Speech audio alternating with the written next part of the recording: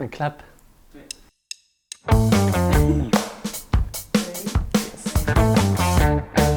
Action.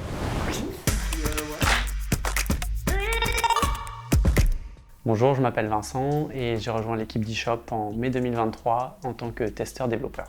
Mon travail consiste en 3 grandes missions. Donc, la première mission, c'est de m'assurer que toutes nos mises en production sont de la meilleure qualité possible. Donc, pour cela, je vais mener toute une série de tests sur les fonctionnalités développées par un de mes collègues et vérifier qu'il ne reste aucun bug. Ma deuxième mission, c'est un travail d'investigation sur les bugs qui nous sont remontés par l'équipe chargée clientèle. Donc tout un travail d'enquête pour déterminer d'où viennent les bugs et préparer le terrain pour les collègues développeurs. Et ma troisième grande mission, c'est les lancements mobiles et web. Donc on signe des contrats régulièrement avec de nouveaux clients et il faut pouvoir déployer leur solution de commande sur les stores Apple et Google. Pour moi, les compétences les plus importantes pour un testeur, c'est avant tout de savoir lire du code et de bien le comprendre. Même si je n'écris pas beaucoup de code au quotidien, j'en lis énormément et ça me permet de déterminer d'où viennent les problèmes.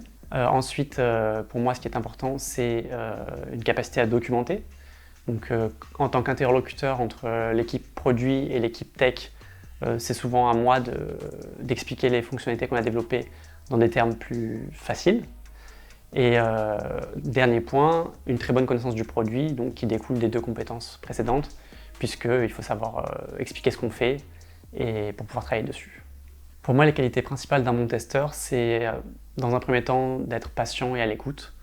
Beaucoup de bugs vont être remontés par notre équipe chargée de clientèle et il faut pouvoir faire le tri dans tout ça en posant les bonnes questions pour bien comprendre d'où vient le souci. Ensuite, il faut également être capable de se mettre à la place des utilisateurs.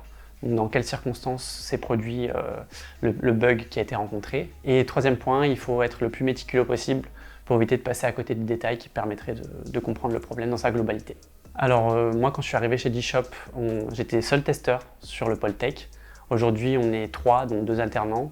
Et l'idée, c'est vraiment de consolider ce pôle pour qu'il devienne vraiment un pôle à part entière au sein de l'équipe tech, avec la volonté aussi de passer à de l'automatisation sur beaucoup de choses. Et ben bravo. Bravo. Merci.